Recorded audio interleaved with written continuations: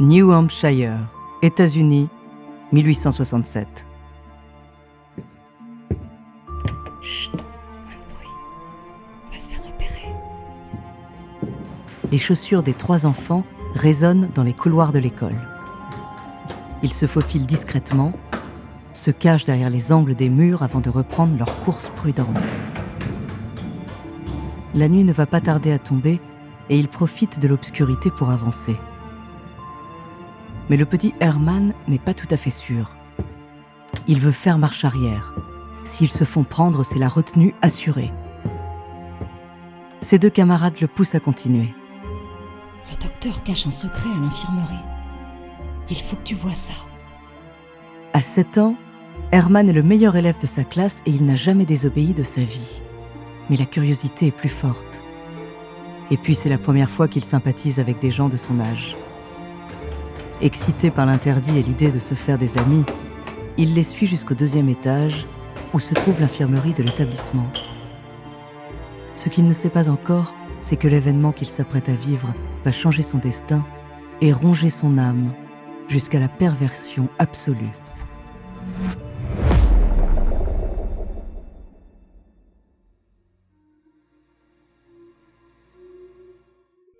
Bonjour, ici Andrea, bienvenue dans True Story. Tout au long du mois d'octobre, je vous donne rendez-vous avec des histoires pour se faire peur. Dans cet épisode, je vais vous parler du tout premier tueur en série de l'histoire des États-Unis et peut-être même le pire. Dénué de la moindre empathie, il a laissé derrière lui une montagne de cadavres. Car sa fascination pour la mort n'avait d'égal que son ingéniosité pour tuer et couvrir ses traces. Son nom, Herman Webster Mudgett, plus connu sous le nom du Dr Holmes. De son enfance traumatique au temple de la torture qu'il a fait construire, découvrez sa true story.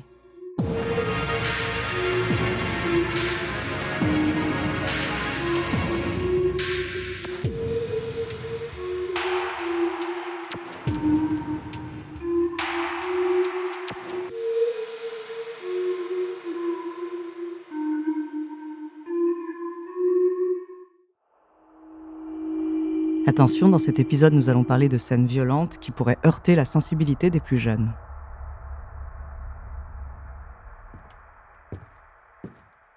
À pas feutrés, les 3 enfants entrent dans l'infirmerie. Herman a toujours eu peur du docteur de l'école, un homme sévère au regard dur. Mais la pièce ne présente rien d'anormal, il n'y a personne, juste un lit, un bureau et un grand placard dans le fond. Ouvre-le, le secret est dedans. Herman sent son cœur battre de plus en plus vite. Il s'approche et ouvre tout doucement la porte du placard. Soudain, ses 2 camarades se jettent sur lui, il le pousse à l'intérieur, ferme la porte à clé et s'enfuit à toutes jambes en ricanant joyeusement. La déception d'Herman est immense. Il a eu tort de leur faire confiance. S'il n'a jamais eu d'amis, c'est parce que les autres le détestent, parce qu'il est bizarre et différent. Plongé dans le noir, il est envahi par le chagrin, et de grosses larmes coulent sur ses joues d'enfant. Mais au bout de quelques minutes, alors que ses yeux commencent à s'habituer à l'obscurité, Herman fait une découverte terrifiante. Il n'est pas seul, enfermé dans ce placard, car juste à côté de lui, debout et immobile, se tient un squelette humain.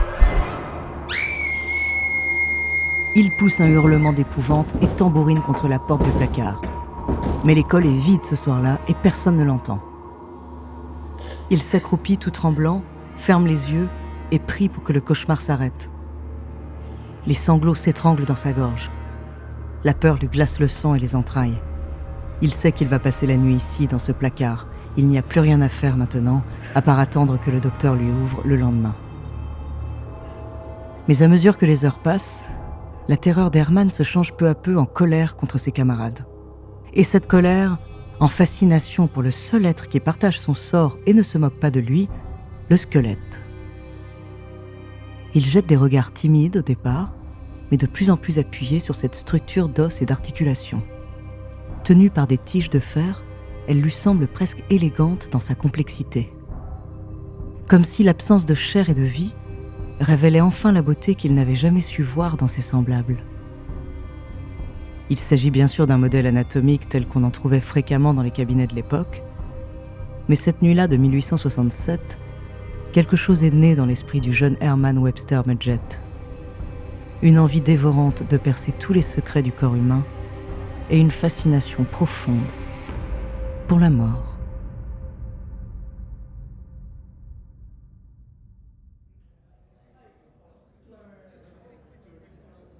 Sans grande surprise, Herman passe les années suivantes à étudier la médecine et la pharmacie à l'université du Michigan. Les cours de dissection, notamment, le passionnent. Le corps est une machine, et il veut en connaître tous les rouages, les moindres subtilités et les faiblesses. Qu'est-ce que la mort exactement? Si on se noie, si on s'étouffe, si on est poignardé? Par quel mécanisme précis la vie prend-elle fin? Quelles sont les maladies mortelles et pourquoi? Chaque nouvelle découverte lui procure un plaisir considérable. Mais Herman est pauvre et ses études coûtent un certain prix. À partir de 1884, il imagine un stratagème pour se faire de l'argent. Il crée de multiples fausses identités et souscrit à des assurances-vie pour chacune. Il vole ensuite des cadavres du laboratoire de son université, les défigure et prétend qu'il s'agit de ces gens-là, décédés accidentellement. L'arnaque lui permet de rafler des sommes assez confortables et il découvre une nouvelle facette de sa passion. La mort est une activité lucrative.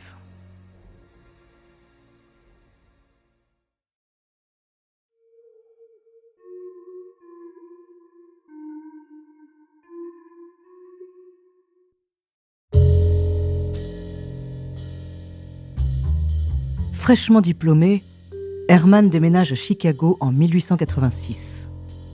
Il a 26 ans et se fait maintenant appeler le Dr Holmes. C'est un très beau jeune homme, à la moustache épaisse et au regard affûté. Il plaît beaucoup aux femmes et entretient de nombreuses relations amoureuses. Il possède 7 identités différentes et continue d'escroquer les compagnies d'assurance. Mais quelque chose lui manque.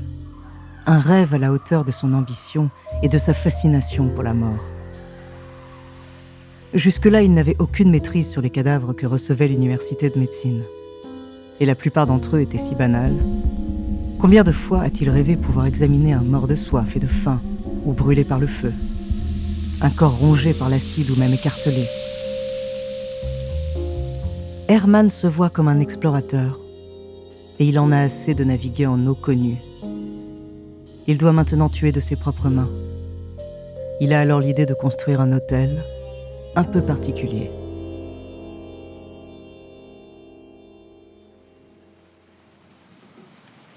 En 1887, il achète un vaste terrain au centre de Chicago et lance le chantier d'un immeuble de 3 étages. L'édifice est si imposant que le voisinage ne tardera pas à le surnommer le château du Dr Holmes. Au rez-de-chaussée, la pharmacie d'Herman et quelques magasins, et aux étages supérieurs son bureau et plus d'une centaine de chambres destinées à accueillir le public de la grande exposition universelle qui aura lieu 5 ans plus tard. Herman a une idée très précise de l'architecture intérieure du lieu. Il l'a lui-même méticuleusement dessinée et change régulièrement de constructeur afin d'être le seul à en connaître parfaitement les plans. Car cet hôtel est loin d'être ordinaire. Les couloirs ont des angles étranges et sont agencés de façon labyrinthique. Les escaliers ne mènent nulle part, tandis que des trappes relient les étages entre eux. Certaines portes donnent sur des murs de briques, et d'autres ne s'ouvrent que de l'extérieur. L'édifice comporte un nombre impressionnant de passages secrets, d'entrées dérobées, tout un réseau de gaz et d'électricité, mais surtout des salles de torture. C'est un véritable temple de la mort, bâti à l'image de la nouvelle société, moderne et industrielle. Pendant quelques années, Herman va tuer, encore et encore. Usant de son charme, il attire principalement des femmes à l'intérieur de l'hôtel. Certaines sont ses employées, d'autres des touristes et même des amies et des amantes. Et il expérimente toutes sortes de mises à mort sur elles. Certaines sont endormies à l'aide de chloroforme avant d'être disséquées vivantes sur une table d'opération. D'autres sont enfermées et suffoquent dans une chambre insonorisée où se déverse lentement du gaz toxique. Le docteur a également 2 fournaises géantes au sous-sol, des bacs remplis d'acide, toute une panoplie de poisons mortels et même un appareil servant à étirer le corps humain jusqu'à l'éclatement des organes vitaux. C'est un gigantesque piège à humains intégralement conçu pour faciliter et optimiser le meurtre. Un paradis pour les esprits dérangés comme le sien.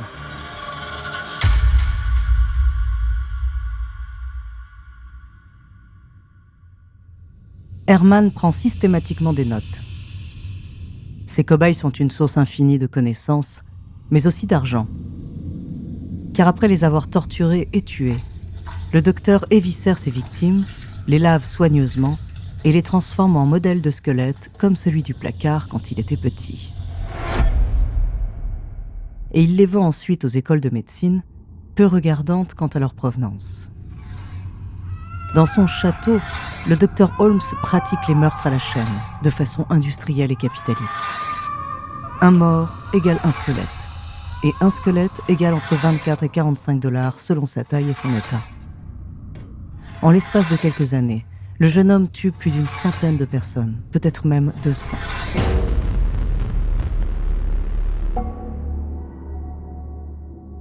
En parallèle, il continue ses escroqueries. Son mode opératoire est simple. Il convainc des complices de se faire passer pour morts afin de toucher la prime de leur assurance vie. Mais au lieu de se partager la somme, il les tue ensuite, pour de vrai cette fois, et empoche la totalité de l'argent. Le plan est parfait. Mais l'un de ses complices réussit à s'échapper et court le dénoncer à la police. Malgré sa prudence, Herman est immédiatement arrêté. Pendant sa détention, les enquêteurs fouillent sa résidence. Ce qu'ils découvrent à l'intérieur de l'hôtel a de quoi donner des cauchemars à n'importe quel adulte. Les corps retrouvés au sous-sol sont tellement démembrés et écorchés qu'ils peinent à évaluer le nombre et l'identité des victimes. Le docteur est immédiatement jugé. Au cours de son procès, il n'avoue que 27 meurtres, mais c'est amplement suffisant pour le faire condamner à mort sur le champ.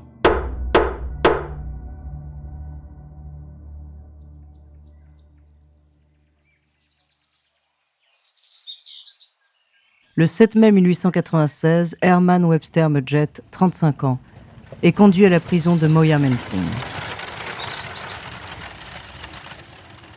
Le soleil illumine la cour du pénitencier. Il observe un oiseau voler dans les airs avant de se poser au sommet de la potence. Il sourit et monte les quelques marches de bois qui le séparent de sa propre mort. Il ne ressent ni peur ni anxiété, car il s'apprête à rejoindre ses seuls vrais amis, les cadavres et les squelettes. Alors qu'un garde lui passe la corde autour du cou, il déclare, d'une voix calme et apaisée, « Je suis né avec le diable en moi. Je ne pouvais pas plus m'empêcher de tuer que le poète de chanter. » Le plancher cède alors sous ses pieds. La corde se tend d'un coup et il sent le nœud coulant lui écraser la trachée. Mais son cou ne se fracture pas comme il l'espérait. Expert en la matière, il sait que sa mort sera lente. Il passe les 15 minutes qui suivent à suffoquer, les jambes dans le vide, luttant pour le moindre filet d'air, avant de tirer son dernier souffle. À sa demande préalable, son corps est coulé dans le béton avant d'être enterré, afin que personne ne puisse le mutiler comme il l'a fait lui-même sur ses très nombreuses victimes. Herman Webster Mudgett est considéré comme le premier tueur en série de l'histoire des États-Unis et l'un des pires. Il a inspiré de nombreux écrivains et des longs métrages tels que Psychose d'Alfred Hitchcock ou encore la série de films d'horreur Saw.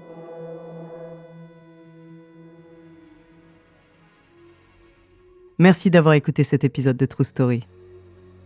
À l'occasion d'Halloween, octobre sera un mois spécial horreur. Alors la semaine prochaine, je vous parlerai d'un autre tueur en série qui a inspiré le film Massacre à la tronçonneuse. En attendant, si cet épisode vous a plu, n'hésitez pas à laisser des commentaires et des étoiles sur vos applis de podcast préférés.